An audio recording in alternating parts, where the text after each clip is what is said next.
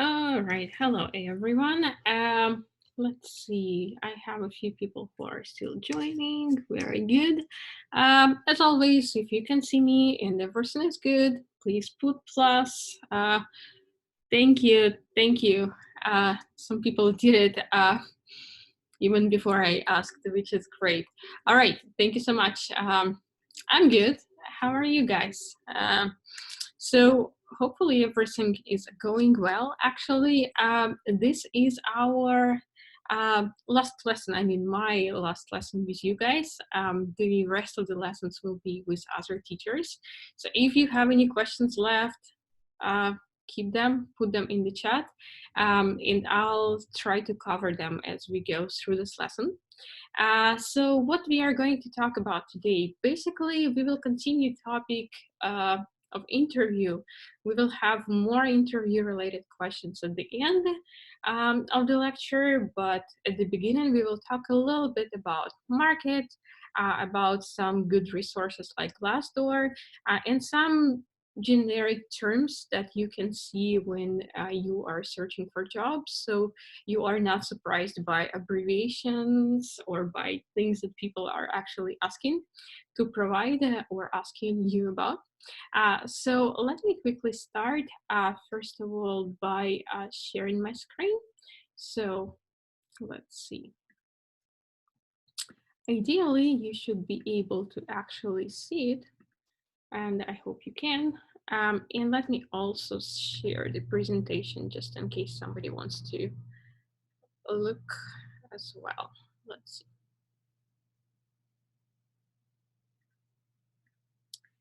Here we go. Okay, so yes.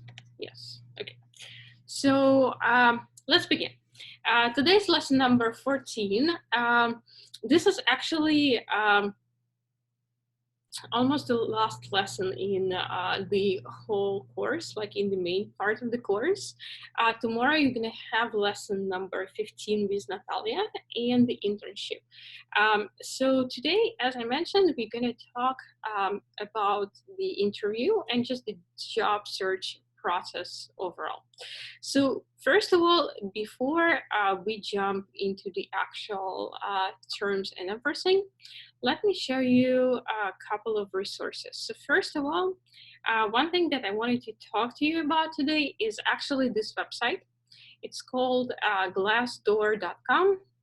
I hope many of you guys are familiar with this resource. If you're not, just Google Glassdoor. This is the name, and you should be able to see this green website. So what is a Glassdoor? Glassdoor is a website that actually allows us to see a lot of information about the companies and get a lot of insights about the companies and about the market overall. So it has a few major things over here. Jobs, where you can actually search for a job and apply to different jobs. So you can use this as a job search website. It has company reviews, which is super useful because when you are thinking about joining a certain company, you might want to actually look at the company reviews and read what the employees of this company are writing about it. And if their reviews are super low, something like 1 star or even less, you probably really want to think and read through these reviews to understand actually what's going on. Salaries will provide some insights about the salary information in certain company or a certain market. Interviews will have some feedback about people who were interviewing with this company. Super useful. I use it all the time. In the interviews, you can find, if you search by company, you can actually find the interview questions that were asked in a certain company.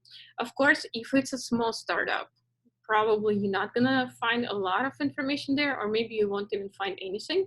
But if you are interviewing with somebody like Google or Amazon or whoever interviews is super helpful because obviously a lot of people have been through interviews with those companies, and you can find a lot of interview questions.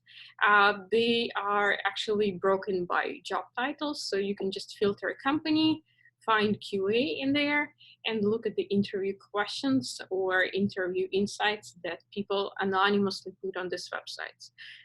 Pretty helpful. And salary calculator, it's just one of their tools to actually help you estimate the salary. In my opinion, not super accurate, but I heard that for engineering, it works pretty good. I mean, for software engineering. So first of all, let me show you this search. So I'm under salaries right now.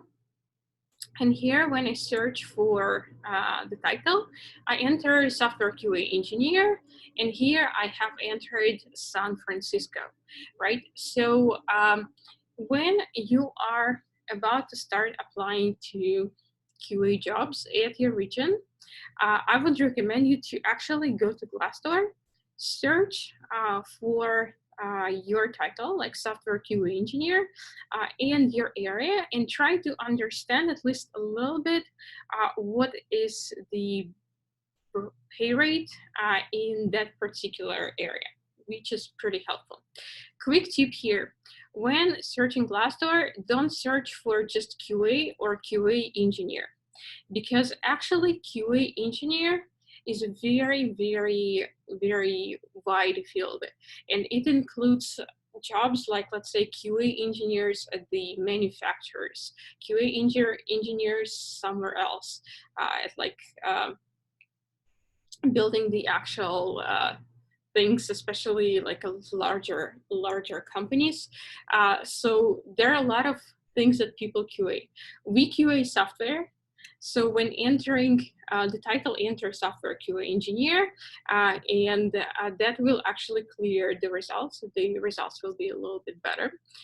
So don't forget the word software, because just QA engineers outside of software in other fields usually are making way less money than QA engineers in software. And obviously your area.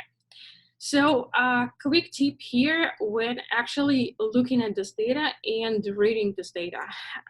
When you just search for this generic information, let's say you are in a smaller city. I don't know, for example, for San Francisco Bay Area, we can take something like Walnut Creek or Alameda or whatever. So when you are in a small city, just search here for a larger city that is near you, right? So in my case, it's going to be San Francisco. It can also be Mountain View, which is pretty huge. It's not as big as San Francisco, but that can be also pretty relevant to search, right? If you are somewhere around New York, use New York, right? So basically try to input the bigger city that is near you. That will provide you the more clear results. Next thing that I would like to mention here is that when reading these base pay and the salary, basically take a look at a few things that we actually see right here on the page already. So when you see base pay, this is the base salary. So this is the base that you are going to get in average. But hey, here you can also see this small block that says additional cash compensation, average, and range. So when calculating the salary and when calculating how much you should be asking, average adds to base. So if you are in San Francisco Bay Area, I would not recommend you to ask below 105, just based on this data right here, right? Because we have 11 grand here, 91 here, well, 11.5, 91.5, pretty much, right? So it adds up to 103. This is your number. In San Francisco Bay Area, you can probably even get way more, right? So add these two numbers. what is the difference? The difference for here is that average base pay is the number that you get for just basically usually yearly number, like full-time number, the amount of money you're gonna get after you work basically within a year, right? So it's just a full-time whole base pay. Additional cash compensation, it includes things like bonuses, things like different stock options, if there are stock options or shares of the company, and things like this. And basically this is a good amount of money usually that adds on top of your base pay if you work for an IT company, and if you work full-time, especially. Like the fact that you work in full-time usually gives you a lot of additional perks as well. And you can also take a look at this range because this is a little bit wild, but this will also allow you to understand and get some idea of basically how good it can be. Another thing to keep in mind here is that Glassdoor calculates this average and calculates this salary based on two things. First of all, it is based on the numbers that employees are putting anonymously here into their salary information about the company, right? So let's say I work for a larger company. I can go to Glassdoor, I can write a anonymous feedback about my company, and I can also provide my title and my salary in there. And this data is being used by Glassdoor to calculate this number. But also they're using the data that is being posted by HRs or recruiters. So if, let's say, an HR from Google goes here and posts a job on Glassdoor, they also will mention a salary range that they are willing to pay. And this data will also be included into this aggregated number right here. So the trick here is that when HRs or recruiters post a job with a certain number, they usually post it with, let's say, 20 to 30% less than what they are ready to pay. So they have the room for negotiation. So when Glassdoor calculates the number, it actually takes the number from real people, plus this number that was posted that is intentionally lower, right? So this number is usually about 10-15% less than what we see people can get in the market. So when looking at the Glassdoor, if this number seems low, it's okay, just add a little extra and basically try to ask this number when you are interviewing with different companies. Also, you can always adjust during the interview, but my recommendation to you, it is better to ask for more than to ask for less. Why? Because if you're asking way too much for the current market where you're at, the company is probably going to say, you know, it's a lot, we can give you this, and they will name their maximum number. So at least you'll get some idea. If you talk to a couple companies, you'll understand where is the maximum is about. But if you keep on saying something like 70, 80, whatever, everybody's just going to agree, and you will never find out that to another person who works at this with the same title as you for the same company, they're paying 120. So ask for more. I hope this is at least a little bit helpful. So when you talk to recruiters or HRs, keep these two things in mind. There is a base pay, right, or base compensation. Some people just call it base. And then there is a total compensation, or what people call a TC, like total compensation. So when you talk to somebody, make sure you understand that you are talking about the same thing. Because here, the base pay is 90, but total compensation here is about 105. Right? So if you're talking to somebody and this somebody is telling you our total compensation is 90, it is possible that they will only pay you base, let's say 80, but then the other 10 grand come as like stock and whatever, and that is not as good, right? Especially if average base on this market is 90. So make sure to actually differentiate and just keep this in mind so you are not surprised. Okay, let me quickly look at your questions and I'll move on. Oh, there's a lot. Okay, let's see. Can you check in New York area or Dallas? Guys, just use Glassdoor yourself because it'll take me too much time from the lecture and I have a lot of content still.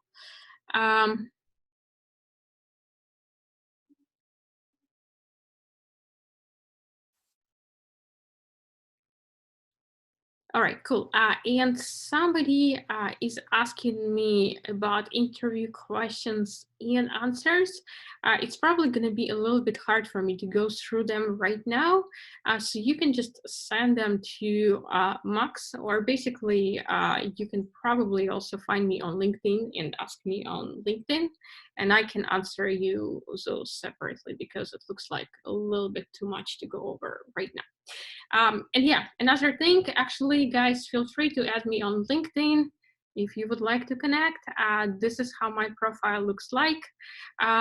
If you would like to have some LinkedIn endorsements or whatever, just add me and send me a message saying like, hey, Lana, endorse me for skills. I'm like one of your students, and I will go ahead and endorse your skills.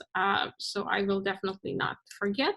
And also, if you'd like to connect, feel free to just like add me here on LinkedIn. Okay, cool. So let's go back here. Okay, let's jump here. So when you search for a job, there are a few abbreviations and a few things that I would like you actually keep in mind. We quickly covered just the beginning, some of them, but let's go over them again. So let's say you are searching for a job. First of all, when you are searching, you will notice that all the jobs pretty much split into two types. There are going to be full-time jobs and there are going to be contract jobs on the market. So if you see something like FT, it means the job is full-time. So when the job is full-time, it basically means that you're not having a certain hourly rate, but you will be negotiating over a certain base salary or a total compensation.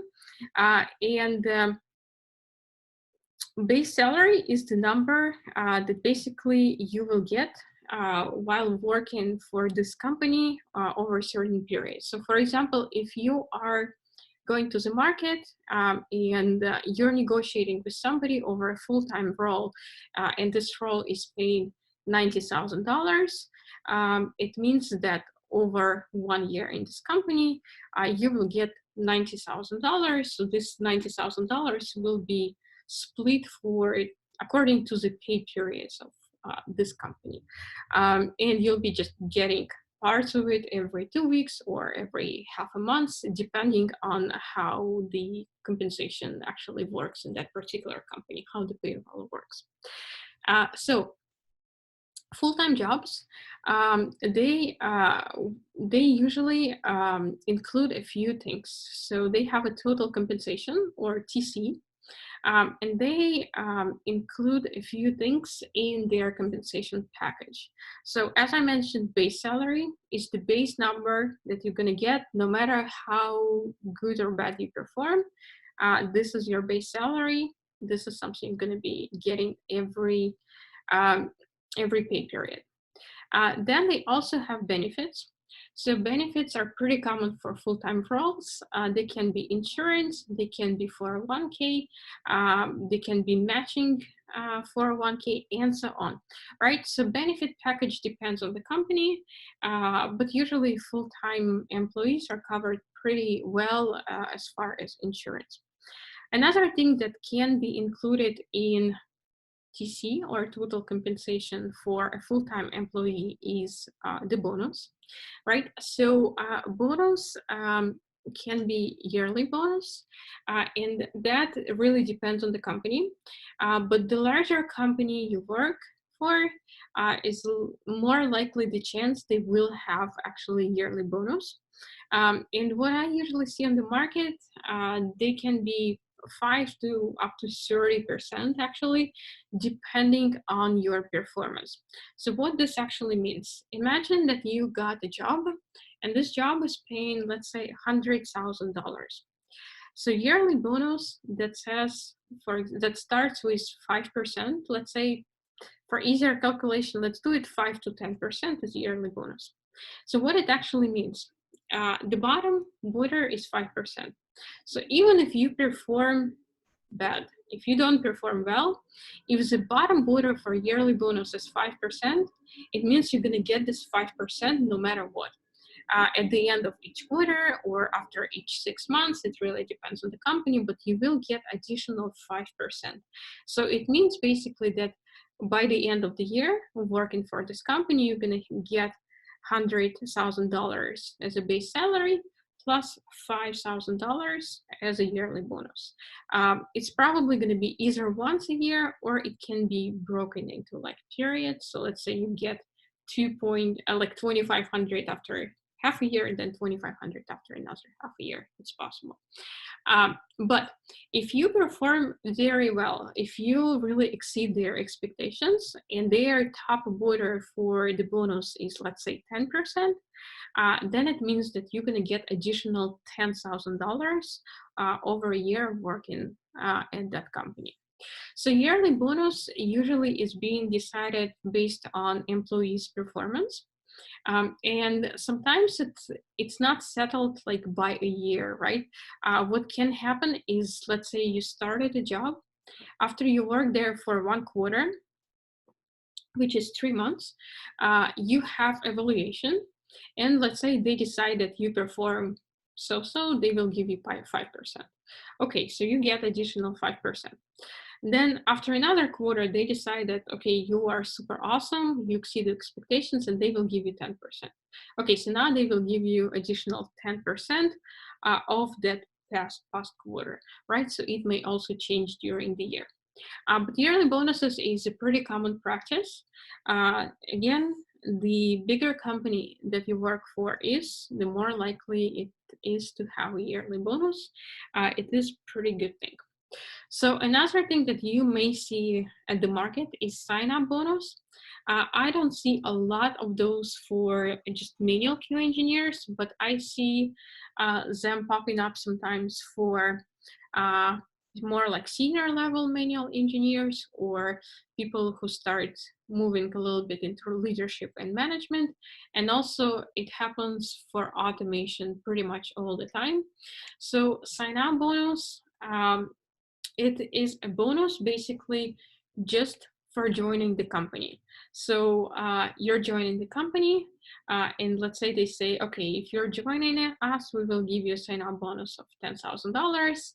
So when you join the company, you get $10,000, which is great and additional, good additional benefit. So there are some rules usually about it. So let's say like if you work for this company less than 6 months, they can ask you to like basically to give it back to them, but usually they're not very strict. So as long as you work for a company over like 6 months, you just get to keep your sign-up bonus and good to go. But they will just give it to you upfront. That is common practice. And another part of the package here is stock or stock options. So here, please be very careful. So stock is basically the ability to get some shares of the company, or maybe even the shares that the company give you. So if you go and find a job somewhere at, for example, Amazon or Google, their stock is definitely solid. It's definitely worth money, usually a lot of money. Even now when the market is in a pretty bad shape, if you look at the stock of, for example, Tesla or Amazon or Google, it's still pretty high, right? So stock is just this shares of the company.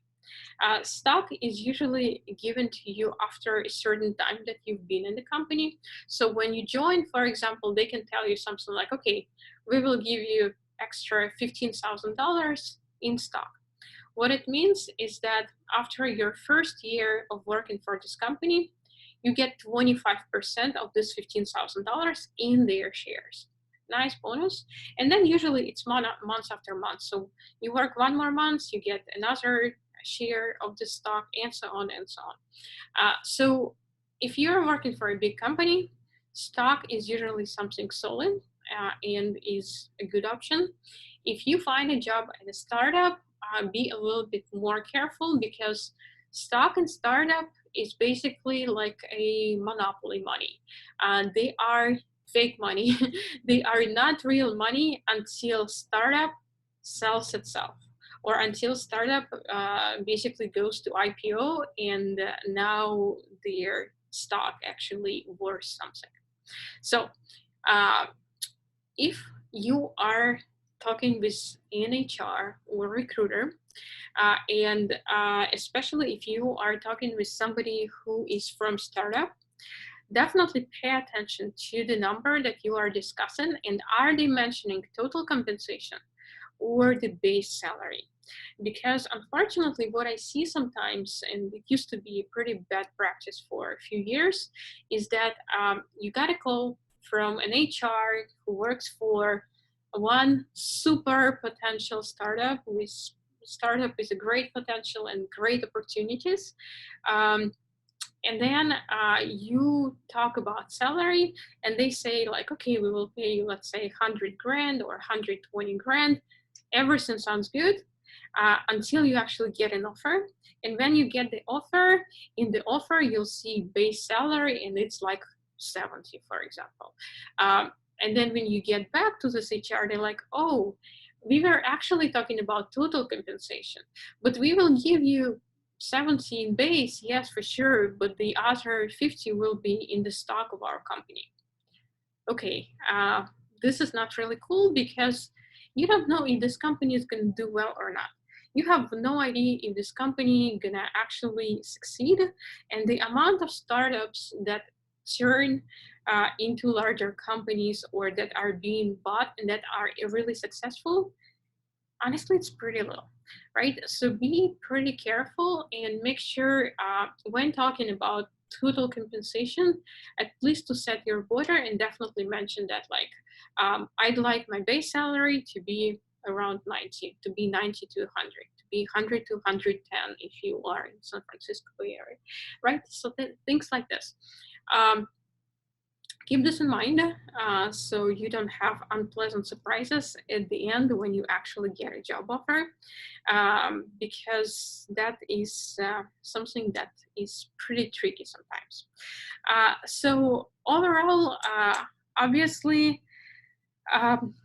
there is a chance if you're working for a startup that the startup is really going to do well and somebody's going to buy the startup.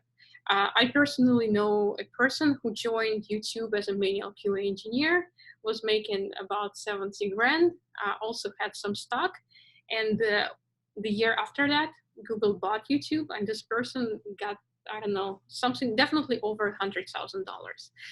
But those stories are super rare. There's probably one story out of 1,000 other stories where when I hear that people joined the startup didn't do well, and eventually they ended up being either laid off or just moving to another company, and startup just claimed bankruptcy, so their stock didn't worth anything. So keep this in mind. So when startups making an offer, their stock, as I mentioned, is not real money. So their stock is basically stock options, something that they call stock options. And this is the ability to buy their stock later with the price that it had when you joined the company. So for example, I joined the company a couple of years ago. When I joined the company, a price of my share, according to internal evaluation, was 99 cents. Right now, it's been a couple of years.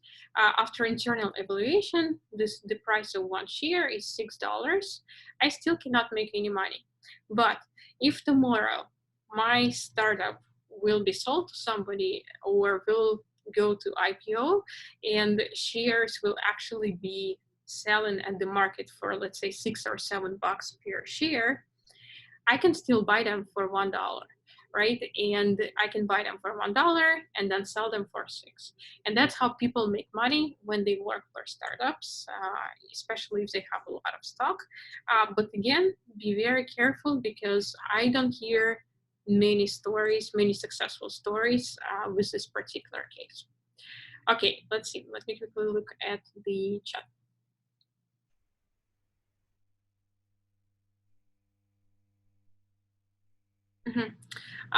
Is it possible to keep the stock if someone switches to different company? So if you work for a startup, they usually give you a certain period, let's say 3 months. So if you leave this startup, you have 3 more months to purchase the stock. If you don't purchase the stock during 3 more months, you lose it, right? But then you actually, it's like a bet. If you think the company is going to do well, you probably want to buy some of its stock. If you are not sure, then you probably want to wait till the end of this 3 months and decide if you want to buy it or not, because there's definitely some risks involved with this, but they usually give you a certain period to purchase it.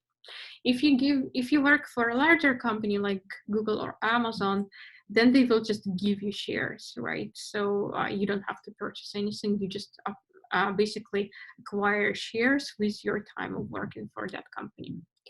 Okay, let's see what else.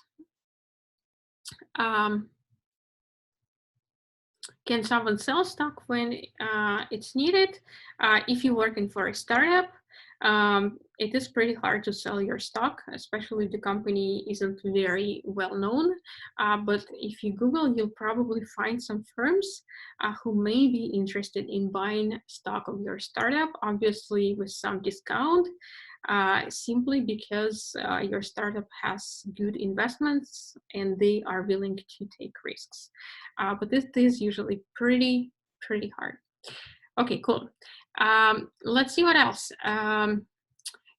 Is there any possibility of asking previous salary? So I guess you're asking like if HR or recruiter will ask you about the previous salary. If that is the question, first of all, in California, it is illegal, just FYI, to ask people how much they are making right now is illegal in California.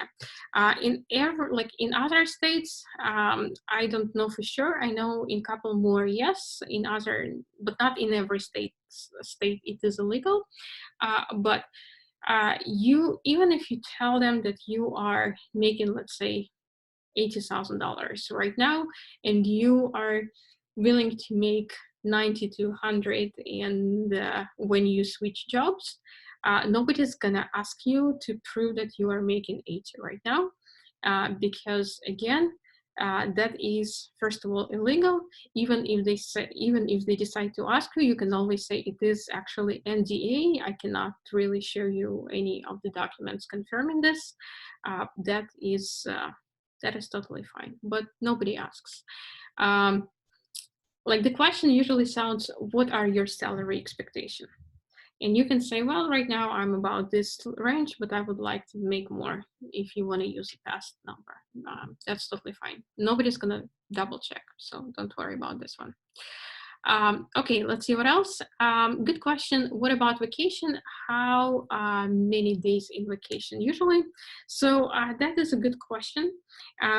In larger companies, very often we see unlimited PTO, which basically means that there is unlimited amount of vacation days that you can take per year if you complete your job in time.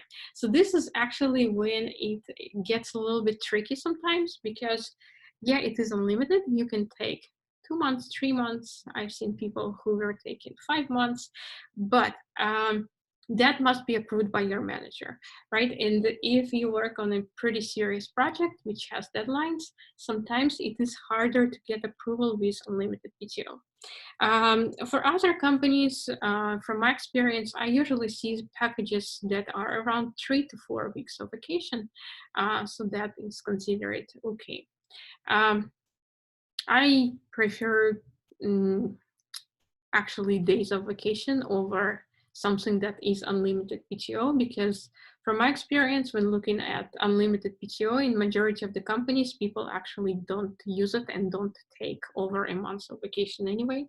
So I'd rather definitely know my days and use them. I don't know, but that's like more of my personal preference. Okay, let's see what else, and we'll move on. So if you are asked to show your pay stub, that usually happens during the stage of background verification. It is a little bit different stage. That is the stage where company has already made you an offer, and all they need to do is verify your background. And you can definitely provide it, and it can definitely have a different number than the number you named to HR during your interview. That is totally fine. Nobody's really gonna do anything about this to you, so don't worry. Background verification is a little bit different story. And there are also ways to actually avoid it and not to provide it as well. Usually people don't even ask for pay stubs. Pay stubs are being asked like usually as a very last resource if they cannot verify your background at all. Okay, let's see what else. Let's see what else.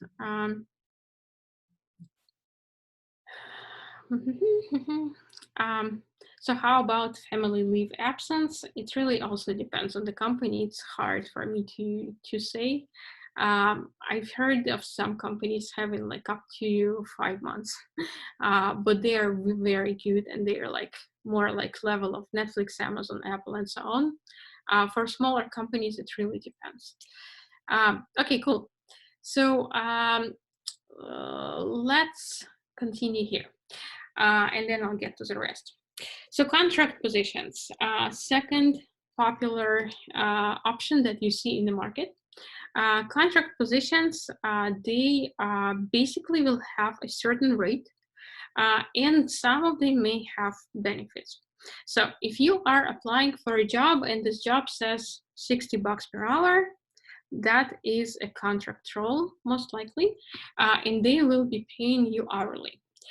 So obviously the minus, like a big cone here, is that you really depend on the amount of hours you work. So let's say if you are an hourly employee and they don't need you for a certain project or for a certain amount of hours, you are not being paid. Let's say there is a day off for the whole company, maybe it's a national holiday, you are not being paid, right? When if you're full-time, you are still paid. So for contract there can be totally different, but if you're interviewing and you're talking about contract, please name the number a little higher. So if, for example, you are targeting, let's say, $90,000 to $100,000 job, if we just translate it to hourly rate, it will be between 45 to 50. So when interviewing, ask for 50 to 55. So ask for a little bit more, simply because contract doesn't have benefits.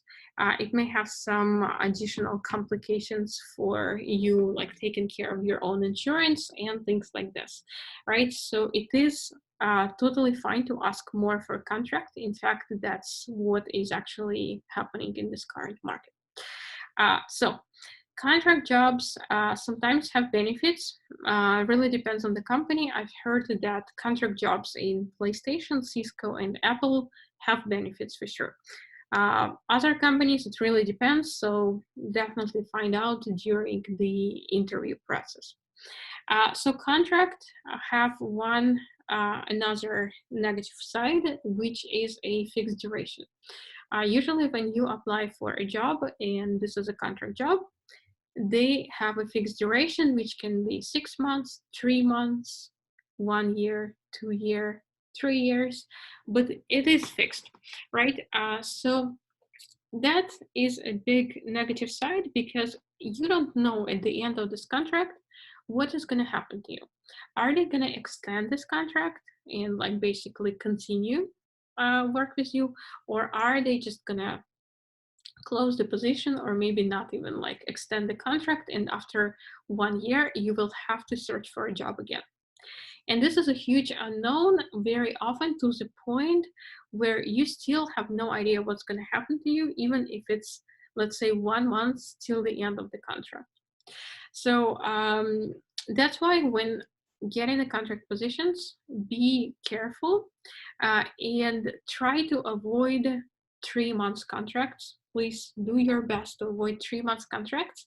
Unless you like don't have a job at all, you can take a 3 months contract role, but start searching pretty much at the same time as you start working for this company.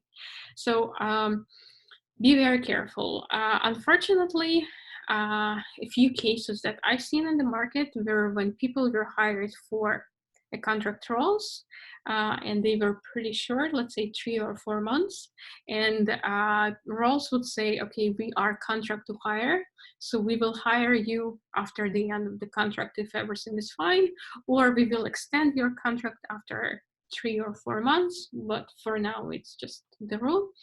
And then people join the company, and now it's, let's say, end of the 3rd month, the person goes to the manager and is like, okay, so what do I do here? Like, are you guys keep on plan on keeping me?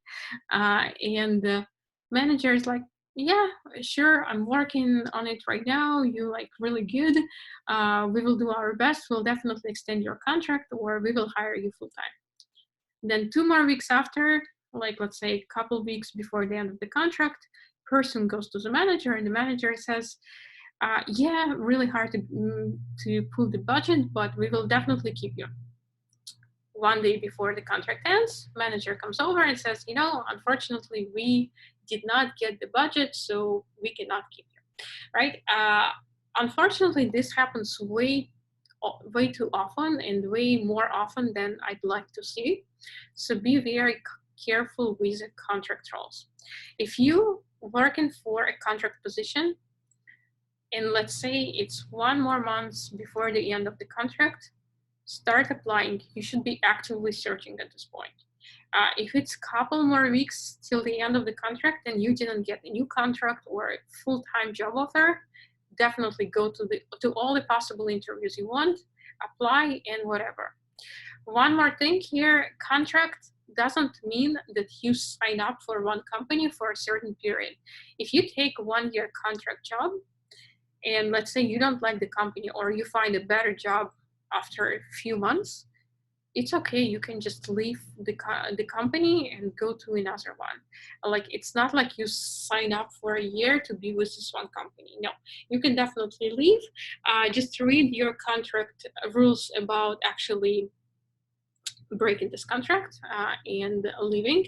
There may be something like they will not, I don't know, they will require you to work 2 more weeks before leaving, or they may like not pay you for your last 2 weeks. Something weird like this can definitely be there, but besides that, nothing else. Like, really, you can just leave anytime and go to another role.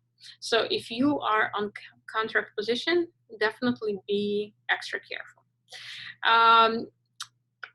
Quick, I guess, comment from my experience. I've only worked for a contract role once, and that was a contract to hire position. So if you see contract to hire, it basically means that after you work for a certain company, after a certain time, basically at the end of your contract, they will likely move you to full-time if you are performing well.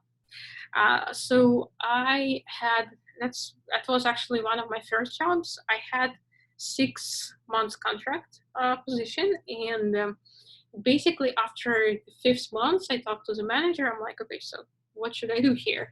And they are really interested in actually keeping me, and they basically showed me an offer almost 1 month before the end of the contract, and it was a full-time offer, and the start date was the next day after my contract end date, right? So 1 month before my contract was over, they actually signed the offer with me for the full-time role. If they really want to keep you, they will try their best to do something like this, right? Otherwise, just don't trust them. Keep on searching. Keep on searching. Okay, let me quickly look at the questions and we'll move on.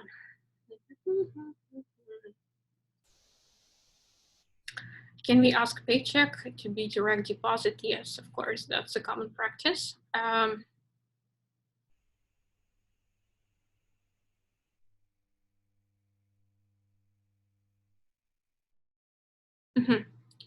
Okay, interesting one. So how useful Eastern, I guess just let me say Eastern countries university degrees are, and do they verify them usually, or do they ask for apostille? Usually not very useful. If you're talking about degree, it is better to have a degree than not to have a degree.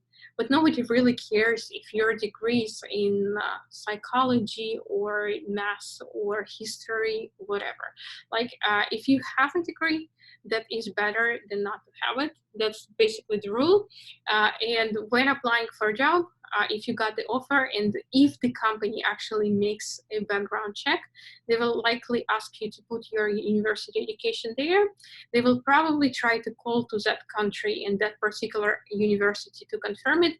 If they cannot, they may ask you to provide copies of your degree. You can even provide them in native language.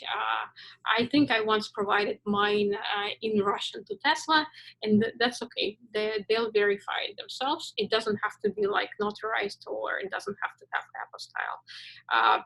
Just copies are fine. But I've only, like, I think only one company has done such a check for me. Pretty much all the other companies I worked for did not verify my education at all. Okay, let's see what else.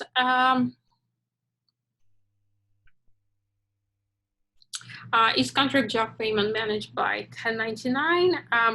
Yeah, usually 1099, but I think there are a lot of options. Probably Google it, because I probably won't be the best person to walk you through all different contract options.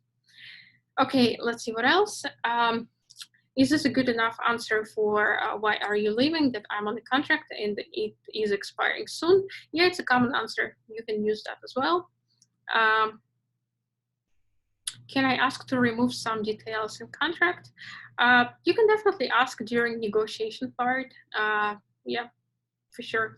How likely they will change it, that's another question. But if it's something not very essential, they probably will agree. Okay, yeah. And again, not sure about the different contract options because it really is hard for me to say or remember, and I don't want to provide some misleading information right now. All right, so let's continue. Okay, so I hope it's pretty clear what the options are and what you will be actually seeing. Just keep this in mind, and basically, if somebody's telling you what is your desired TC, don't be surprised. It means total compensation. So if you're talking about total compensation, give them like use your base salary plus add a little more to that. You can also mention the base salary in answer of this question and say something well like, I'd like my total compensation be around 105, 110 with base salary at least 90. Something like this. Okay, if, what else? Oh, okay, if they are telling you something that they are about to send you the JD, JD stands for job description. Sorry, it's right here. So don't be surprised. JD is job description. FT, full-time, one more time. If you hear it, don't be surprised. FT, full-time. PT, part-time. Okay. So I think those are the main terms. Let's move on and let's quickly talk about the next thing. Negotiation. So the very last part of your interviewing process, unfortunately, the part that many people omit or afraid for some reason, but let me walk you through them. So imagine you got your offer, and by this time you probably talked to HR a little bit.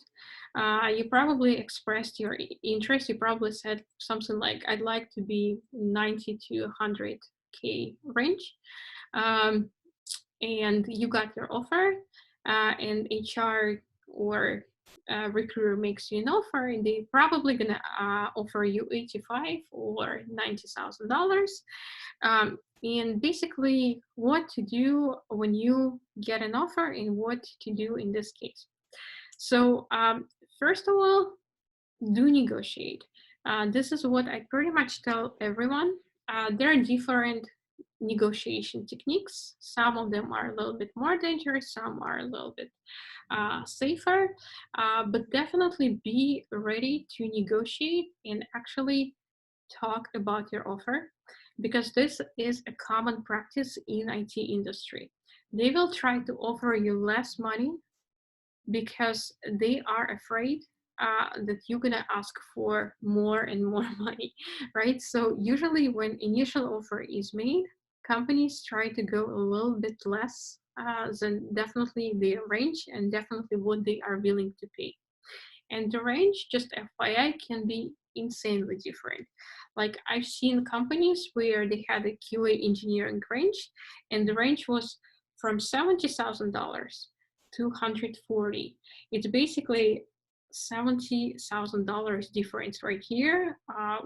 So imagine person who comes to this role and asks for 70K and doesn't negotiate, they will pay 70K. Somebody else can come in, ask for 140, and that's their upper border. They're still willing to pay, and that person will be doing the same exact thing as a person before, but will be paid twice more money, right? So be ready to negotiate, and that's why I'm mentioning it is better to ask a little bit more because that's just a common practice.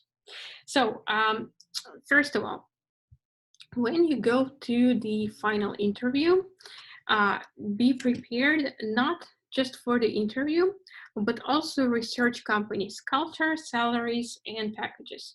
So Glassdoor is a great resource. If you can find this company on the Glassdoor, go through their salaries, go through their benefits, try to understand how much money can they actually pay to other people, and they actually pay to other people, so you are prepared.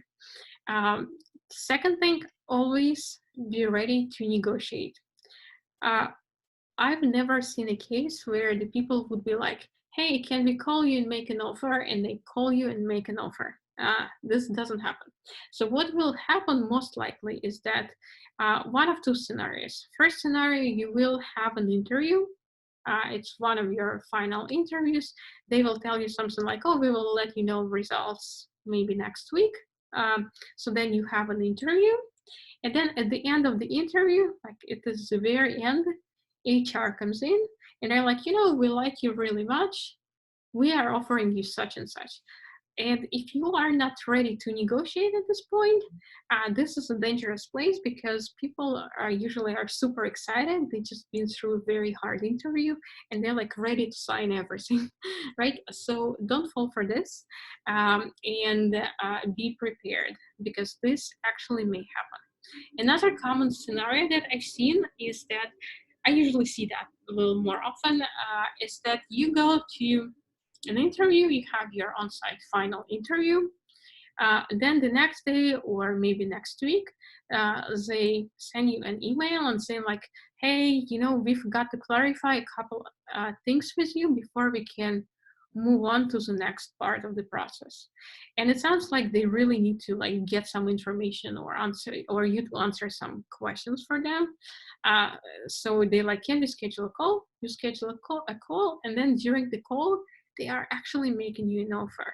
And if you're not prepared at this time, that is also probably not good, because they're like, hey, so we are offering you this and this amount of money. And if you're not ready, you also may like, oh yeah, sure, sounds good. You may agree without even negotiating with them, and potentially lose some money because you are agreeing right away. So be ready to negotiate, research the company, really research the company.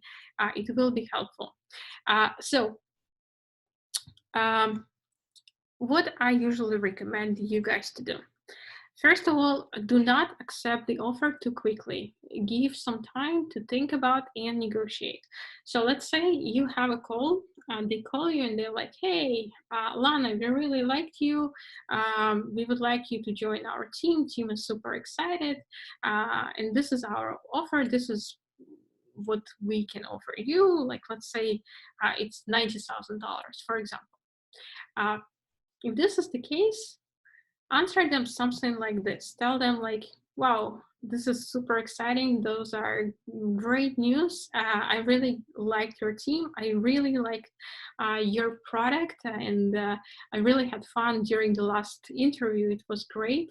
And really thank you for actually making me an offer. But I think I probably need a little bit of time to talk to my like spouse, maybe my partner, to maybe say like, maybe just to think about it a little bit, anything, right? I need some time to talk to parents, partner, spouse, I don't know, a cat, somebody, and just basically tell them something like, do you mind if like I maybe call you back? They will give you some time. So they will tell you like, yeah, sure, sounds good. We definitely understand. You have till end of day, or you have 24 hours to actually give us some response. We would really appreciate it, because we need to understand what, like, where you standing as well, because they keep on, hiring. They need somebody to either accept the role, or they need, offer to other candidates. So you take some time, and then maybe take a couple hours, think a little bit about it, and then you go back to them, basically shoot them in email, or it depends. You usually define how you're going to communicate back during the initial call. You go back to them and you say something like this, guys, like, this really sounds good. I love the team. I like the company, and it'd be really great working for you. So what I was thinking here is that I really like you guys a lot, and I like the environment a lot. So I would definitely sign the offer. I would definitely accept it. But I was hoping for maybe a little bit more than this. Do you think you could make it a little bit better? Maybe like somewhere around 95 or 100. It's okay if you can't.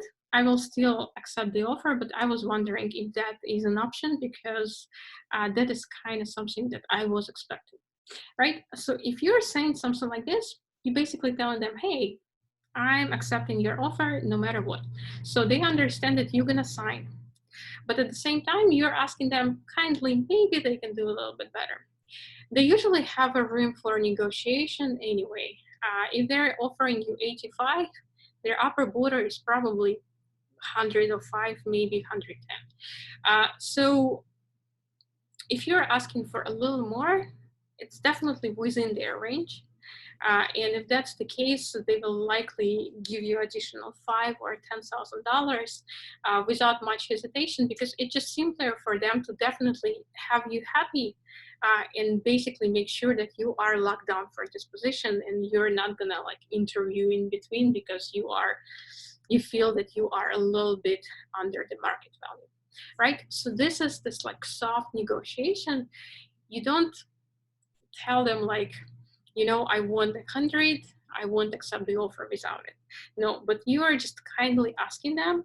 And from my experience, I have not seen any cases yet where the company wouldn't pay extra. Yeah, it's probably not much. It's probably extra $5,000, or it can be extra $3,000, it can be extra $10,000. But it's better than nothing. It's really much better than nothing. right? So don't be shy. Again, it is a common practice. If you get to the stage, be prepared, be ready to negotiate, and don't be afraid to ask, because everybody asks. Okay, let's see. So act safe. The approach I just explained you is like the safe way. I know some people who actually can be a little bit like can do a little bit more dangerous things. They would like call the company back and say something like, we have an offer from another company and it's for 110, but there is a risk. If this company cannot pay that much, they're probably not going to improve the offer, and you are at risk to actually lose it. So if you're doing something like this, do it when you actually have a job. Don't do it with your first job. But if you have like a second job and you're willing to risk or bet like this, you can try. But again, this is more risky. You should understand this. Okay, so don't forget to share your interest during negotiation, right? As I just mentioned in a couple of my examples, when you are negotiating, make sure to keep on showing your interest. So make sure to tell them like, I really enjoyed interviewing with you guys. I think the team is great. I think the product actually makes a difference. I liked the QA team or manager or whatever, right? So keep on telling them that they are basically somebody that you really like, and to show them that you are interested. Because if this is the way, if you are interested and they are interested, it is very likely that you will meet somewhere in between. But if you don't really express much interest and only ask them for money, they may question it, because there is a good question about your motivation and do you actually want to join their company because of the culture, because you like them, or is it just because of money? And a lot of people don't like it when it's just about money. Okay, so two more things. Just gonna mention them to you so you are aware. This is probably not a good thing to mention, but I'd like you to know these two things. So how to make more money. This is more like after you already got your first job, what to do to actually increase your salary and keep your salary up to the market and keep your salary growing fast. So some practices that you can do over here. First practice called offers. So let's say you're working for a company and you just sit at the same company. You don't jump from one company to another for 5 years. So 5 years ago, it was considered to be a good QA salary if you were making $50,000 or $60,000. So we can take, for example, let's take $60,000 as example. 5 years ago, you are a QA engineer, you're making $60,000. It's really up to market. It's really good. And now you stay at the same company for 5 years without doing anything. So what's going to happen is that every year, the company will probably raise your salary at least a little bit, but they are not going to go way above. Like, no way they will be raising every year your salary for $5,000. It's just pretty much impossible. They will probably give you no raise the first year. After the second year, you'll probably get $2,000 or $3,000 raise.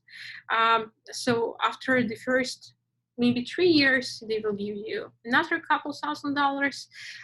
So basically, if we just think about the most positive case scenario, let's say every year during 5 years, they're giving you a raise of $3,000.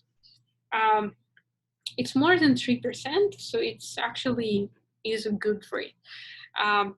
So $60,000 is what you're making right now. Each year, they give you additional $3,000. So it means after 5 years, your salary is $75,000, right? $75,000. You are a QA engineer with 5 years of experience right now. And now look at the Glassdoor, and we are seeing $100,000 right there for people who have a couple years of experience, right? So you are terribly, terribly behind with your compensation comparing to the rest of your market. Also, you have more experience. So that's why it is important, especially right now when IT market is developing pretty fast. Yeah, I know currently it's a small crisis, but probably it's going to be back by the end of the year. When IT market is developing so fast and keeps on growing, it is essential to also keep your salary high. So you just keep on making more money, right? How to make more money? If we know by default that the company is not really gonna give you a lot of raise, one way to go around it is actually a job offer. So if you're working for a company, let's say you work there for 1 year, go to the market, start interviewing, and ask for example, extra $10,000 comparing to what you're doing right now. Get a job offer, and then you can bring it back to your company. Majority of the companies will actually match, right? So first of all, you already have a job offer. Even if your current company is not going to match this job offer, you can go to another one, which will pay you more. But probably $10,000 is pretty small difference, and probably your company is going to match. I mean, at least this is what has always happened to me. They will match and they will raise your salary. So now you're making 60, you bring them job offer for 70, they raise you to 70, right? And then all like the rest of the raises and everything now starts with 70, right? So this is one way. Don't do it too often, because if you are if you're working for one company and bring them offer once, they're probably going to match the first one. The first time, most likely they will match. The second time, not so likely. Right, so the second time they probably will let you go, and the second time you'll probably need to switch your job. So I usually don't bring offers more than one time per one company, but that is a good practice to raise your salary. Keep in mind that there is a risk here that the company won't want to match and they will just decide to let you go, but at the same time you already have another offer. That's fine. Right, so this is one practice. And another practice is jumping. So if you work for one company for a couple of years, in current industry, it's actually time to move. So I think it is considered good time to move after 2.5 years. It is recommended for you to move to another company. So the more jumping you are doing, actually the faster your salary grows, because let's say you're now making 90, you learn something, you definitely gain some experience. After 1 year or after a year and a half, you go to another company, now you're making 110, right? And so on. This strategy will help you way more than just sitting at the same company. If you jump fast enough, you can really get to pretty high level. My personal best, not myself, but one of my students was a person who was making 50 at the beginning of the year, $50,000 at the beginning of the year, and 140 less than basically the end of that year. So after 11 months, the person was making 140, and that was made through, first of all, offer. So in the middle, like after first 6 months, she got an offer for 120, and then she also managed to jump at the end of the year for 140. This is super rare, but it is doable actually. So just keep this in mind. If you get a job, don't sit at the same company forever. It won't do any good for you. I mean, unless you're really comfortable and you don't want to make more money, which is a valid option. Okay, let's see what else do we have, and then I'll move to the next company.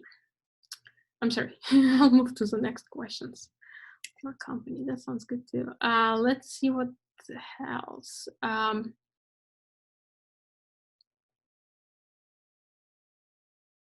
So what is your recommendation to get a first job quickly for less money, or try to find something better and wait longer time?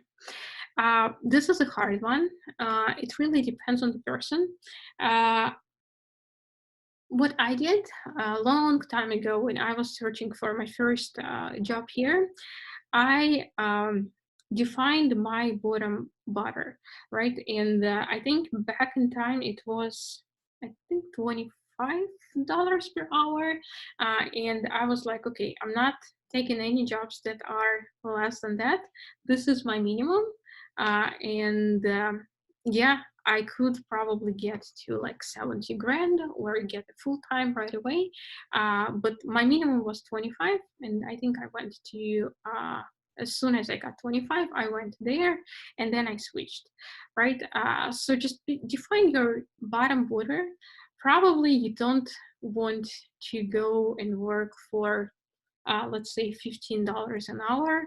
Um, if you already have a different job and making more money than this, right? It probably doesn't make sense.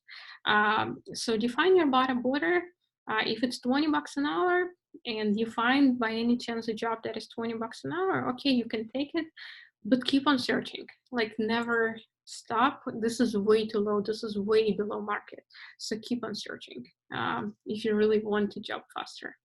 If you have some ability to wait a little longer, interview for longer, and gain a better interviewing skill to like land a better job, that may actually worth it.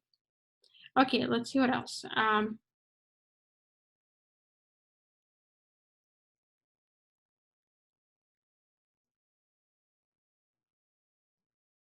Are they not okay? So let's say this is an interesting one. We have a situation where during the initial conversation with HR, we ask for 90 and they actually give us an offer with 70. This is super rare. Usually if you are talking with HR and define your bottom border, they're gonna try to do within that range or maybe a little bit below. So if you asked for 90, they may offer you 85, but they're probably not gonna go below that. Unless you guys had a total misunderstanding and you said you want 90 and recruiter thought it was a 90 as a total compensation. So they offering you 70 base plus 20 grand in like stock, bonus, and whatever. That is a possible scenario. So make sure to clarify what you are talking about and make sure that you say 90 base. Okay, let's see what else. What if you ask for more than their offer and they say no? Okay, that's why I explained you a soft way of negotiating, right? You tell them, you guys are great. I really would like to work for your company. I will accept your offer anyway, but I was just curious. Maybe you can do a little bit better because I was hoping for a little bit more money. It's okay if you can't. I will still join because I really like the team and the energy you guys had.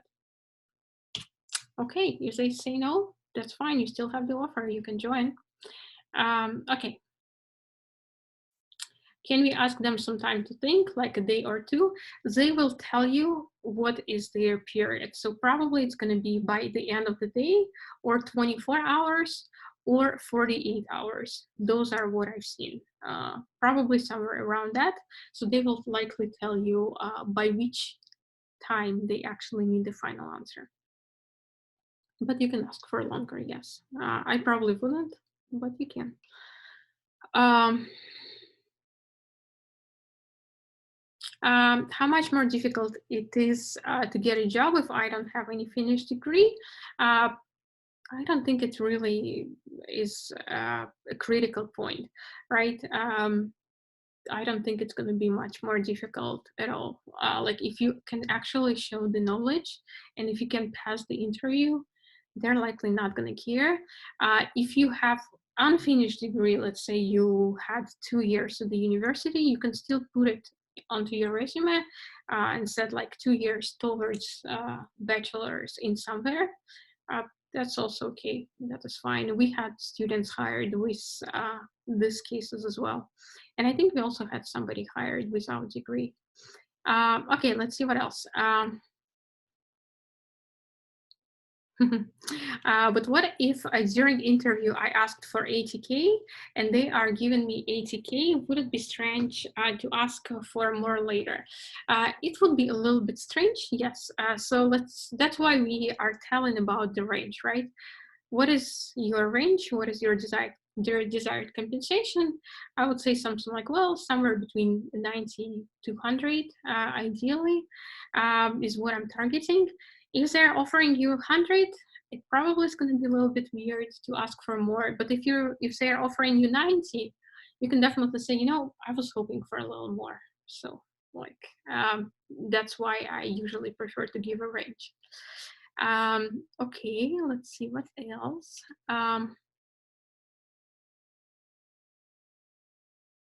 Okay, so how can you go to an interview if you work for another company? How do you leave?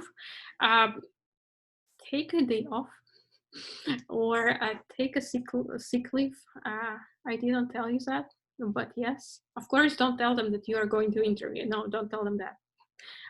But take a day off. For interviews over the phone, very often what I see people are doing, they just schedule those during lunchtime, or they schedule those like at 8 in the morning before the job begins, or at 5 after. People are actually willing to do that, many HR and recruiters. But if you're invited for on-site for the whole day, I usually take a day off. So, or a sick leave. There should be no face at all at any company. Well, there should be some face in the company. There are definitely a lot of good people in the market who are doing the right things and trying to make sure they are doing the right things. But better be careful, especially if you are a contract, if you have a contract role, better make sure that you are safe. That is more important than just believe in a company. Unfortunately, I've seen so many cases where a company claimed bankruptcies, where companies were laying off people, and you don't know until the very end. Like I was once working for a company, and then they let go 80% of people in one day. You have no idea. You just go to work, and they say, "Hey, like you get to stay." But these people will get to leave because we cannot pay anymore. Like that's it. That happens, unfortunately. You will never find it. Nobody's gonna tell you a couple months ahead. They're probably gonna tell you the same day they will gonna stop your contract or lay you off. So try to be extra careful. Okay, let's see what else. What is minimum in software QA field per hour? I don't know. It's hard to say. I wouldn't be surprised if somebody in gaming industry is making $15 an hour, but don't go for minimum. If you are a software QA engineer and you are with knowledge of tools and knowledge of documentation and best practices, don't ask less than $30 per hour if you're going for hourly. That is probably like the minimum, and I would probably be more around 40 to 50, honestly. Okay, let's see what else.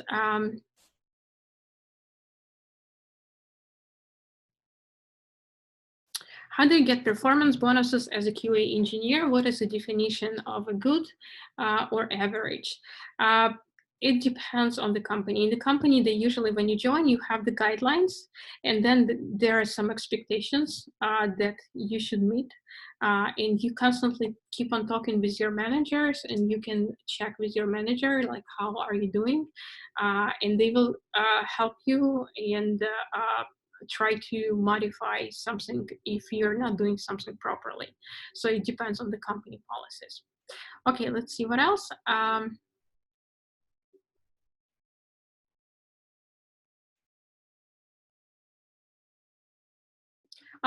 Can they fire us in case we cannot do our job? It is highly unlikely you cannot do a QA job, which is like simply testing on a certain device and executing test cases. But if you don't show up to work, they may fire you.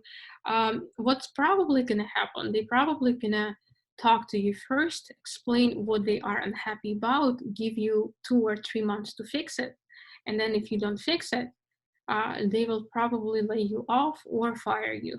But if you're feeling that things are really not going well in this company, while you have this 2 or 3 months to improve your performance, you just go and search for another job.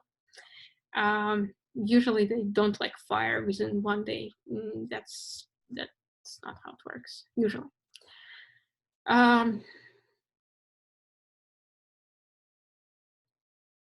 Okay, so we have a few more questions to look at. Let me, I guess, answer a couple more and we'll move on.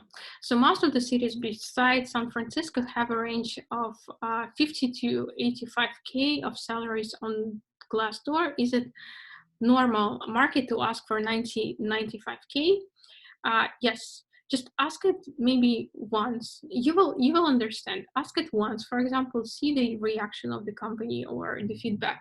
They will probably tell you like, okay, or maybe if they tell you, oh, this is too much, we can only pay you 85. Okay, then you can lower it down. Talk to a couple companies. You'll be able to understand what they are willing to pay and target that upper border.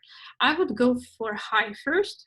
And then if I get a couple feedback saying like, oh, wait, this is way too much, then I can lower it down.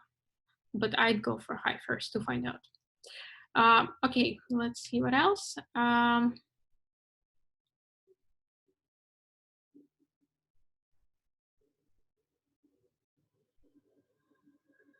Is it okay to leave a job for a better offer within a week or a month?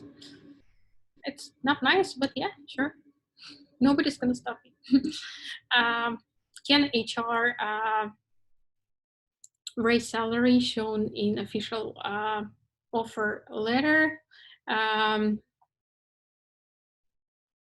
So if you are made an offer, that's it, like that's the final offer.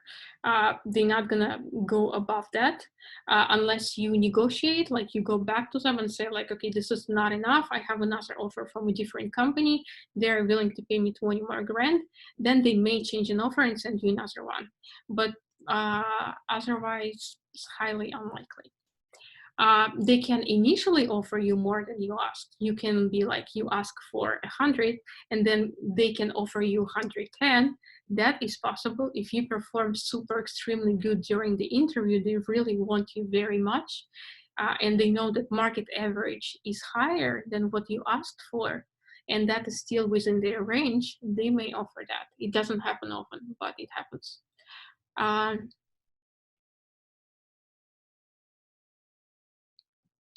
If they are asking, are you working right now? Is it good to show that you are working or to tell that you are not working? It is better to say that you are currently employed because it means you are already wanted, so they will want you more. Okay, let's see. And probably the last one.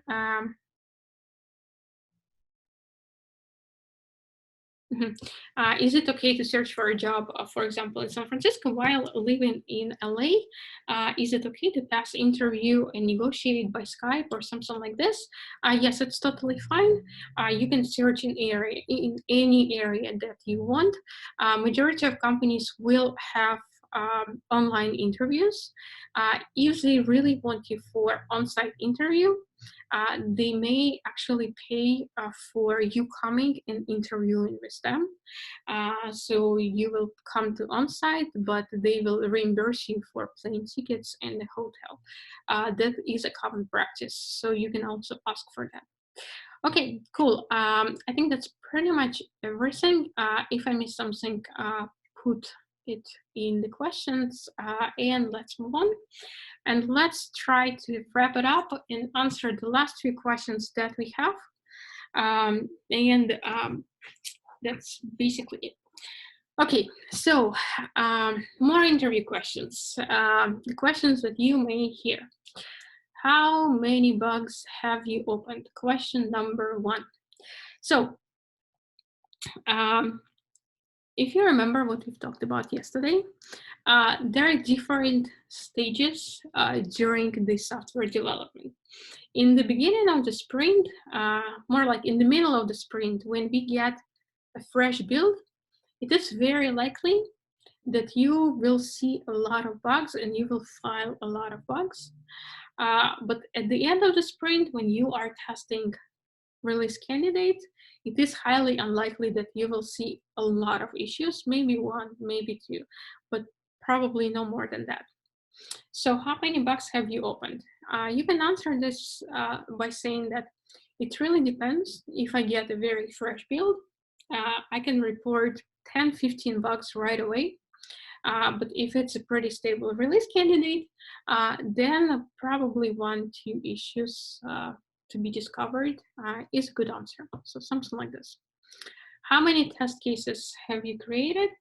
A good amount would be to say 20 to 30 test cases per day. So you can say something like 30 test cases in average. But again, to point out, it really depends on your application. If your application is super complex and each test case takes you like a few screens to go through, when you document these test cases, it is pretty clear that you will write less test cases. If your app is super short, super simple, and test cases are super short, then you will write more test cases. So I usually say something like about 30 test cases per day. That is a good average. Another one, how many stories have you worked on per sprint? You can say 2 to 3 stories. So stories are basically features or changes that we are about to implement. If it's a whole new feature, it can be even 1 story per sprint. If it's a lot of small tweaks, small changes, it can be 10 stories per sprint, right? So again, it is always different. So you usually can say something between 2-3 stories per sprint is what I work on, knowing that the stories are pretty average. Okay, next one.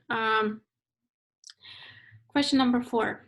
So how many tests are included in your regression testing suite?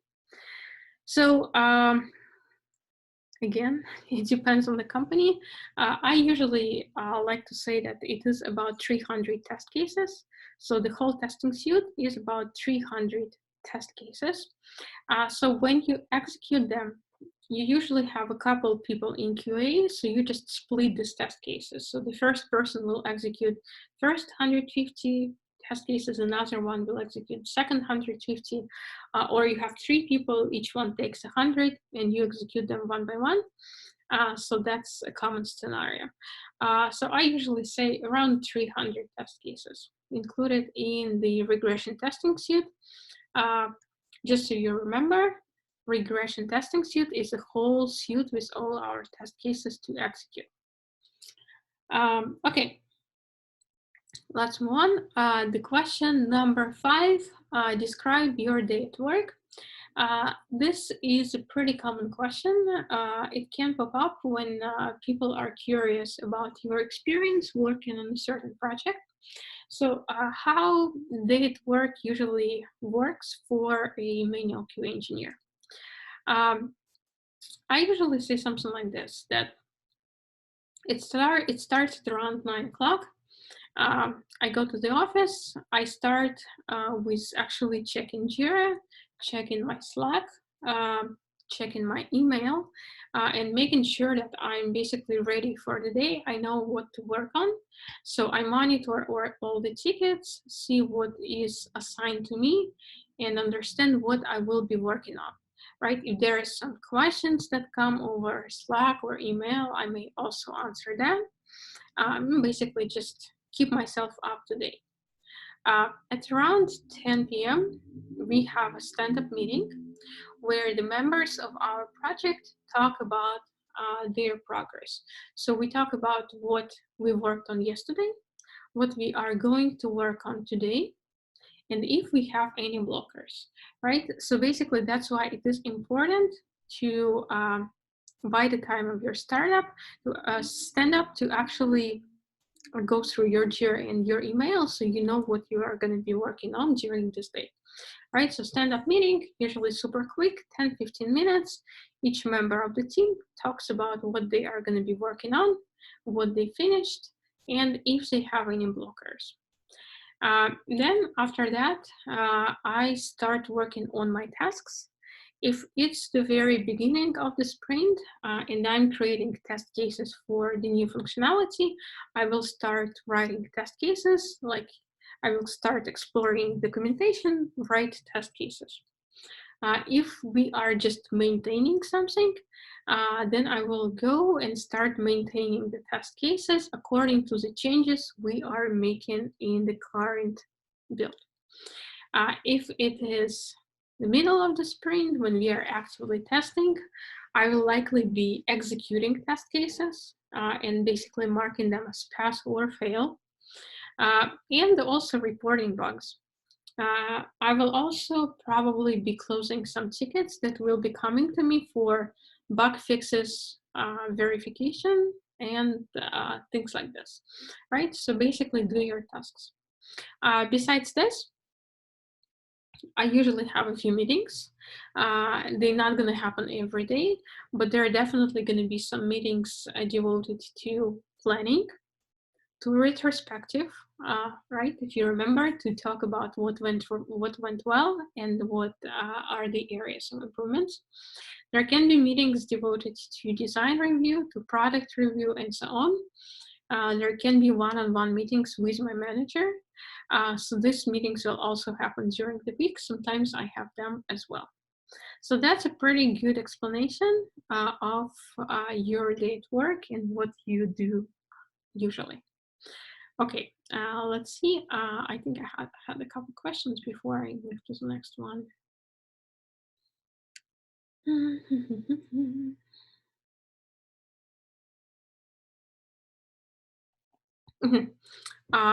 Let me answer this one. Are we finished with learning bug report and other things we can do at work, or will we keep studying in other upcoming courses? So bug reports and test cases you will cover very, very detailed during your bootcamp. During your bootcamp, you'll be basically meeting with the rest of the teachers, and they will walk you through the bugs that have been reported and test cases that have been documented. And they will show what are good practices, fix some things, and explain if these things are done correctly, and if they are not, what are the areas that you can improve. So you will definitely spend a little more time with bug reports and test cases during the bootcamp, because this is an essential part of a manual QA process. Okay, cool. Let's move on. And question number 6. What is your biggest bug, or what is your favorite bug? So this one is pretty common. Keep in mind when answering the question about the biggest bug or favorite bug, that it is actually good to mention something that really influences the company or influences your users in a negative way. So, for example, bugs that are related to payments. Let's say I was testing payments and I found out that when I enter, let's say, credit card of a certain bank, I don't know, for example, Citibank, those credit cards weren't accepted. And I reported this issue, so we actually fixed it. And that actually was a very positive change for the company from revenue perspective, because apparently users could not pay with such cards. So we were losing some users, right? Something like this. You can definitely mention, because here you actually are showing how your bug was influencing the business, right? So you actually made a very positive impact on the company. So keep in mind things like this. Another good example would be, let's say, bugs around the forms for users to sign up and so on. So for example, on our website, we have a form where the users could provide their information, their contact information, and our sales representative could contact this user. So I found out that when users were providing their information, click and submit button, it looked to users that the information was successfully submitted, but actually this form data has never been sent to us. So our sales representative were not collecting data from these forms, so we were losing sales, right? And this is another good example. So when thinking about bug, definitely come up with your own, but think about something that had an impact for users and for the product. So you can actually explain why this particular bug is important.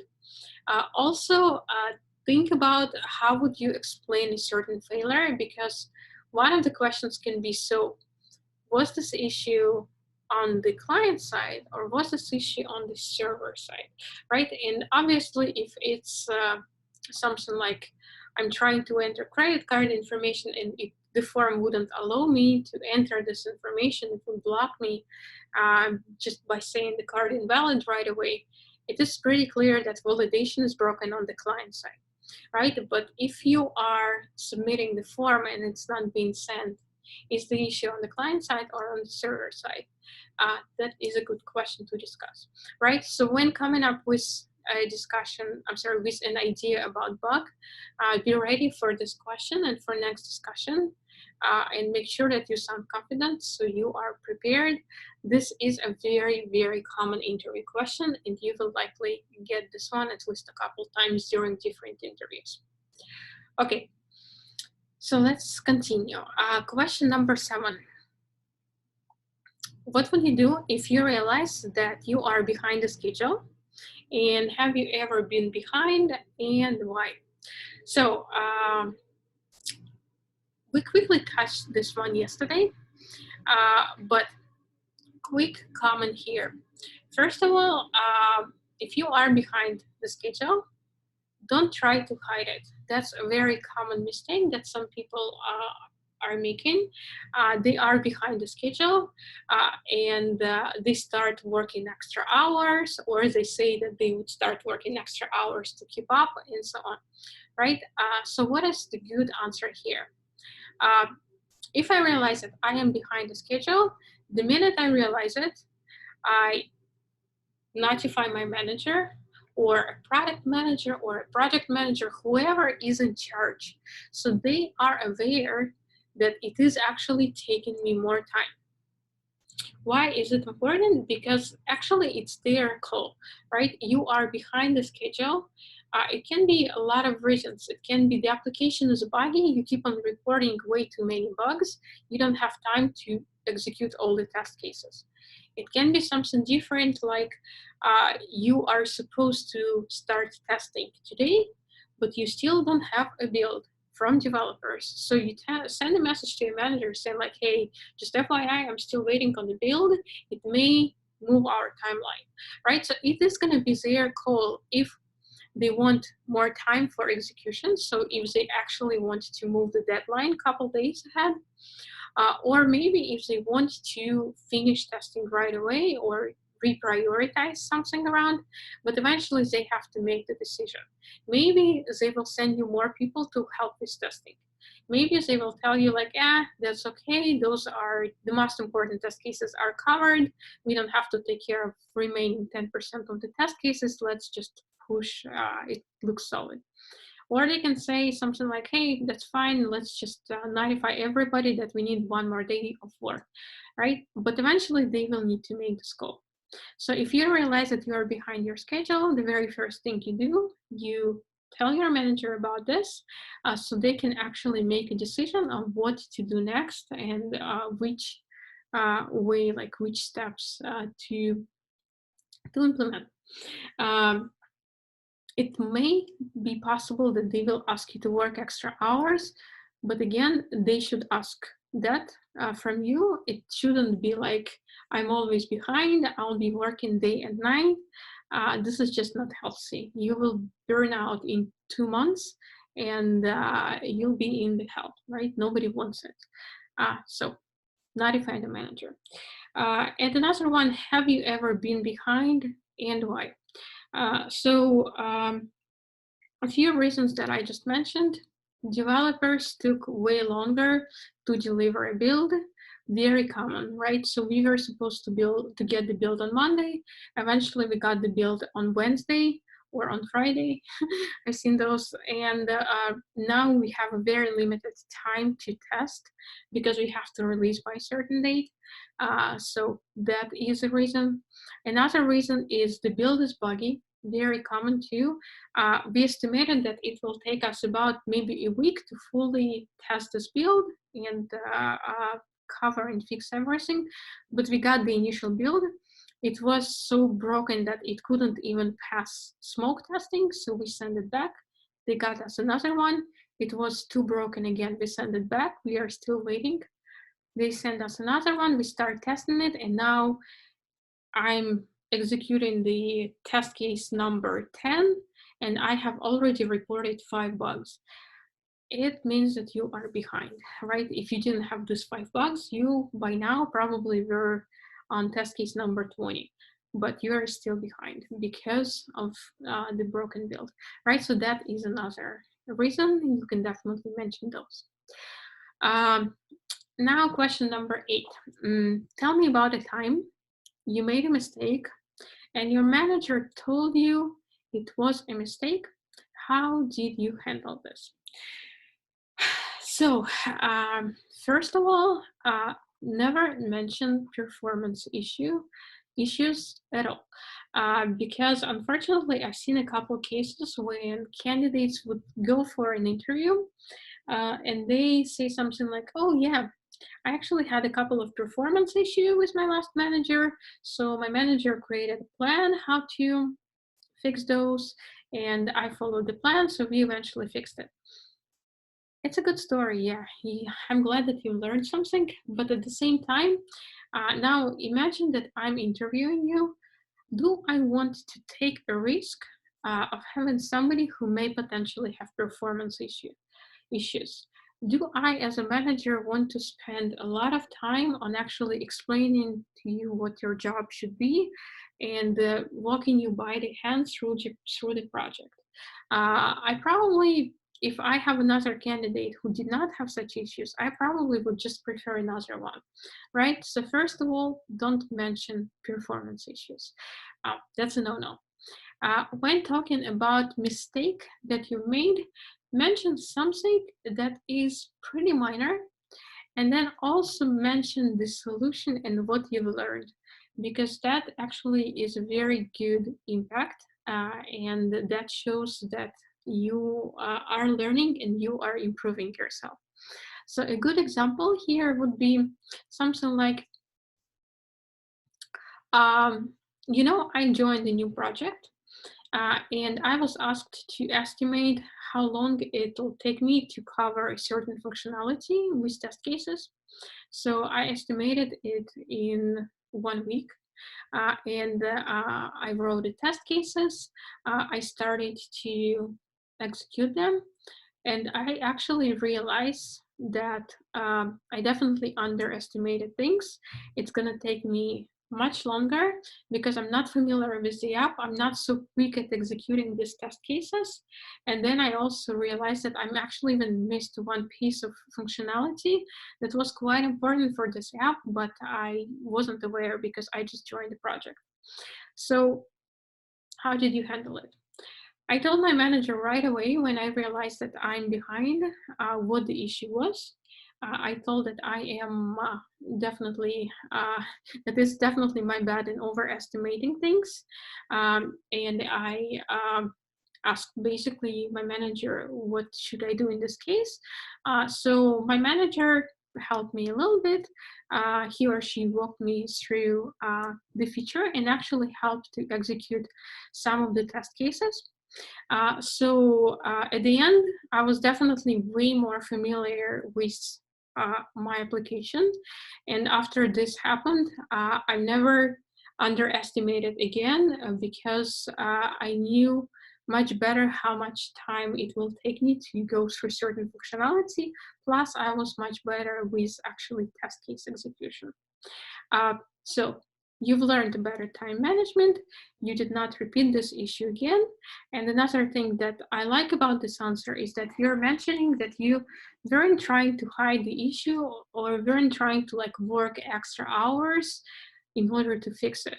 No, instead you honestly told to your manager what the problem was, and then you found the solution, which is a very, very good quality. It means you are actually owning the outcome and you are not afraid to admit that you don't know something, or you may know something, may not know something, and that you actually have made a mistake and fixed it.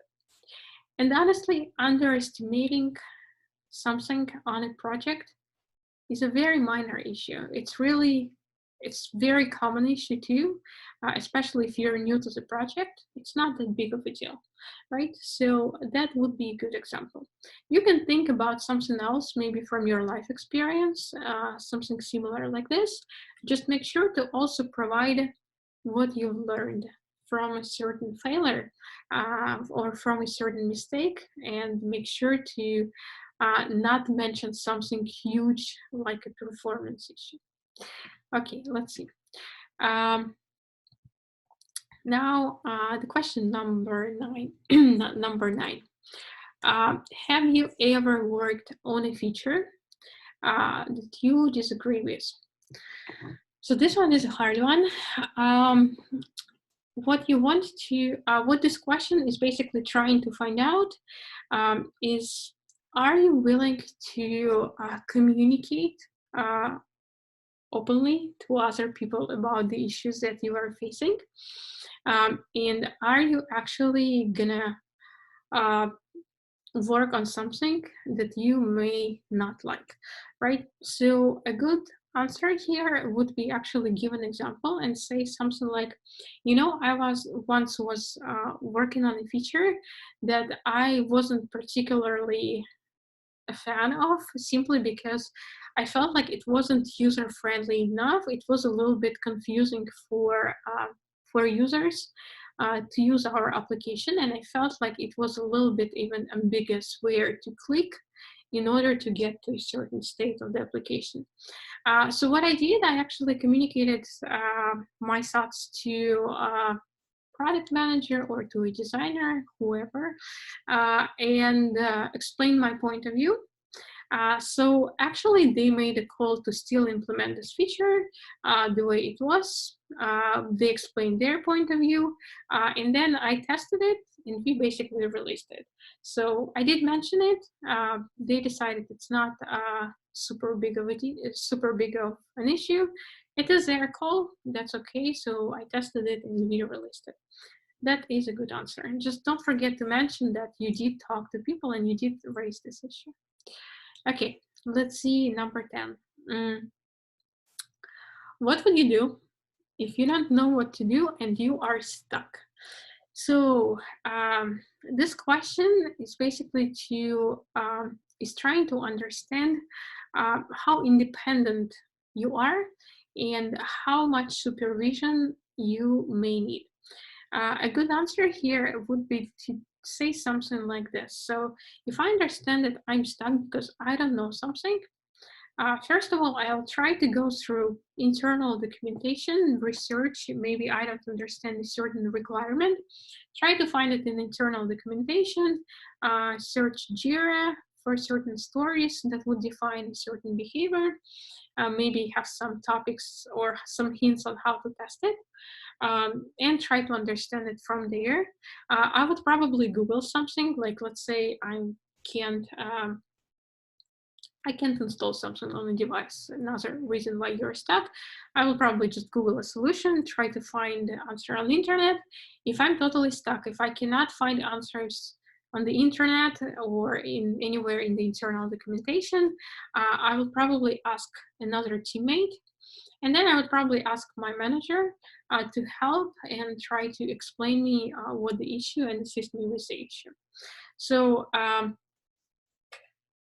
Managers don't like people who are stuck and just sit and stop working. Like, I've seen those cases where a person is trying to execute some test cases, stuck on a certain test cases, and that's it, nothing happens. And then one day later I check with the person, like, hey, so how are you doing? And the person like, oh, actually, I was doing this test case, but I don't know how to execute it, so I stopped here. Okay, so it's been a day, you didn't do anything else, you didn't ask for help. This is not really good, right? So make sure that you definitely mention that first of all you do research, and then you talk to somebody like teammate first, and then probably the manager about the solution. Proactive, much better. Okay, and the last one that I have here on the list, the last question that is pretty common is question number 11. What devices do you test with? So we always start testing, we always do testing on the most popular devices across our users first. And then we go to the less popular devices, and so on, right? So what devices do you test first? I know that majority of our users are on iOS devices. Approximately 80% of users are on iOS. So I start testing with iOS first, and then I make sure to verify versions, iOS version 13, which is the most current version. Then I go to Android devices, which is second, like remaining 20% of users are mostly on Android, on Samsung Galaxy. So then I test on Android Samsung Galaxy devices, version 9, which is the most popular across the users, and then version 10, for example, which is the second most popular across our users, right? That is a good example of an answer. So we test first on the devices that are the most popular. How to find out which devices are the most popular? Ask the developers or ask QA manager, they may have this information, or you can ask your marketing, they may have this information too. But the most popular devices, we take them first, and then the rest of the devices. Okay, cool. This is pretty much it for today. Let me answer the rest of your questions, but while I am doing that, let me also send you the link for lesson, because yesterday I forgot, happens, and make sure to answer the rest of the things that I've seen in the chat. Let's see. So first of all, let me send you the link. If you have anything, you can put it in the feedback form as well. Again, you can just rate, skip the rest of the questions, that is also an option, but feel free to do so. Okay, so now let me go through the rest of the questions, because I had a few. What is the minimum level English need to start finding job? That's a good question. Probably intermediate, I would say. So you should be definitely able to understand what questions people are asking you, and you should be able to ask questions and communicate and answer the questions. So if you can do that, no matter how hard of the accent you have, you're good to go. Okay, let's see what else.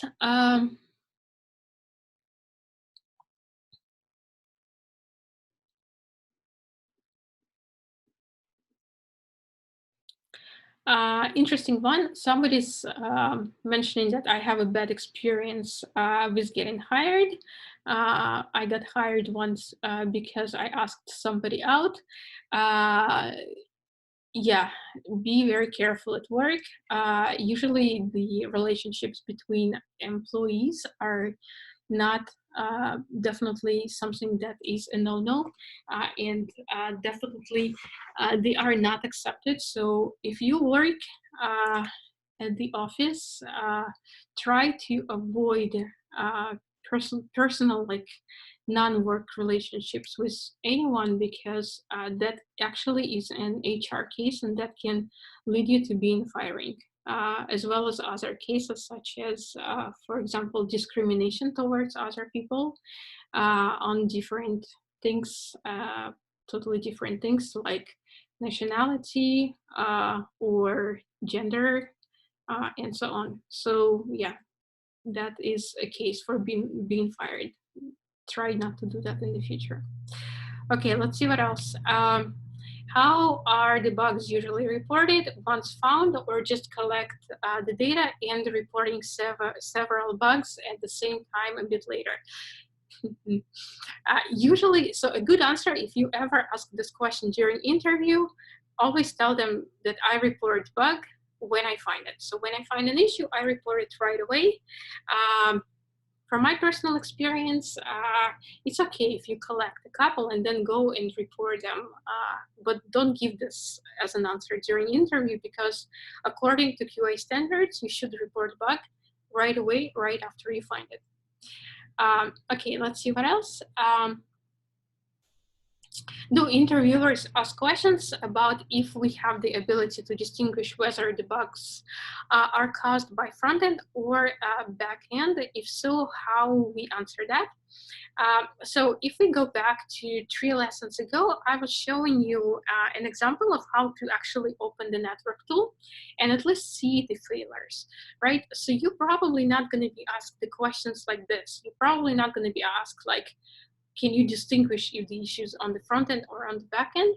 But what you can be asked is they will give you an example of bug and they will say, okay, so how would you understand what is broken here, right? So if you can actually open the network tool and look at least at the requests that are being made, they will understand that you are one level ahead.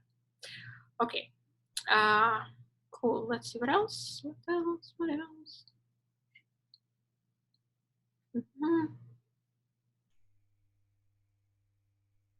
Okay, what does QA do after the release? After we release, we spend some time with testing production. So we're testing the build that we just released in production, just like real users, use some product and make sure that nothing got broken. And then it's usually another sprint starts, so we start working on different tasks for the next sprint. How do developer tickets look like? It's hard for me to give you an example. It's probably going to be some story with a description that you will also understand. It'll be like, okay, this is the design is here. This is what it should be doing, and some explanation of the feature with the design. We can read them. We will understand them. It's pretty clear. Okay, let's see what else.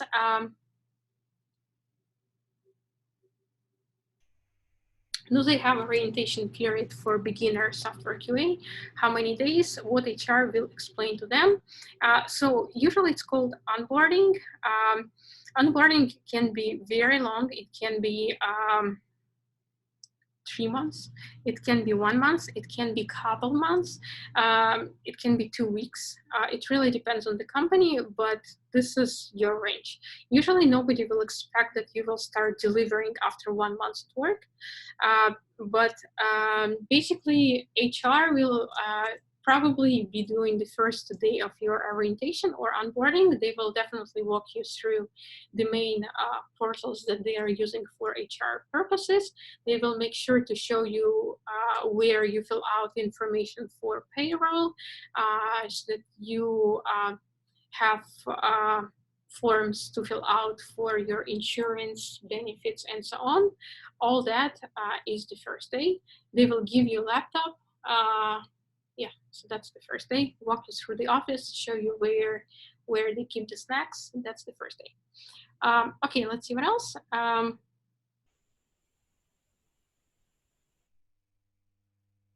Do you report every bug that you come across, even ones that occur very randomly and don't have a high rate of happening? For example, once per 6 time. I do. I would recommend you to do so too. You can just report it, put a very low priority, and somewhere in the bug description say that this is intermittent. Maybe I would even put, yeah, I would definitely put in the header of the bug, in the title of the bug, I would say intermittent, then describe the issue. and maybe even percentage rate. So for example, 15% or 20%, right? But I would keep it. So it's good for just for tracking purposes. Even if nobody's going to fix it, it is reported. So hey, QA found it. Usually come to us and say, hey, our users are having this weird bug. Why didn't you find it? We'd be like, actually, we found it. We reported it, but product managers and developers did not prioritize it for implementation. So it's not us, somebody else. I don't like to point fingers, but it is better to just have a document confirming that you actually found it than not to have it and then to blush because something is broken in production. Okay, let's see what else. I think the last one I have.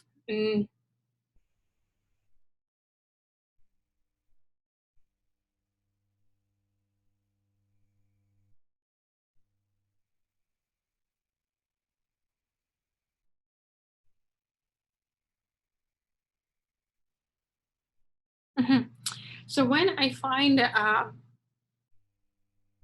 a bug, report it right away.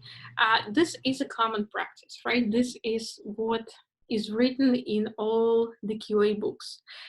If you report bugs to Jira and don't assign them to developers yet, you just report them to Jira, they are not assigned, they just filed, you're not bugging anyone. Developers won't even be notified about it. These bugs just appear in the backlog. So somebody will go and prioritize that at some point. But for now, they're just in Jira. So nobody's even not notified. So you are not bugging developers all the time. If I work on testing something and I'm testing the feature, and let's say I find 5 bugs, I report first bug, then I report the second bug, then I report the third bug, and so on. Probably at the end of the day, if I want developers to take a look, I will send them a Slack message and say, hey guys, I actually found these issues today. It's going to be one Slack message that will have the links to the issues if I want them to look at it right away, right? But I'm not going to be like, I found one bug, hey developer, I found one bug. I found the second one, hey developer, I found the second bug. Oh yeah, that's super annoying. Don't do that. But you can definitely just keep on adding them in Jira to Jira, and that's it. That's fine. In fact, that's what you should be doing. Okay, very cool. So that's pretty much it for today. Thank you very much, guys. Good luck. I'm sure all of you are gonna do great, and have a good rest of your day. Bye-bye. Good luck with the rest of the course. The next class is going to be tomorrow. It's with Natalia. So, bye.